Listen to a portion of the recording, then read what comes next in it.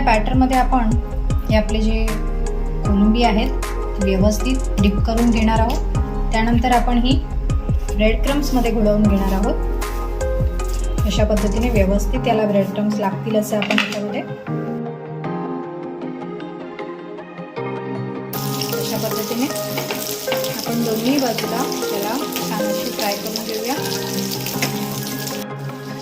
अशा पद्धतीने आपले कोलंबीचे स्टार्टर्स तयार आहे. मस्तपैकी आपण पुदिन्याच्या चटणी बरोबर हे सर्व करूया आणि आपले अभिप्राय माझ्यापर्यंत पोहोचवा. नक्की करून पहा ही रेसिपी. थँक्यू.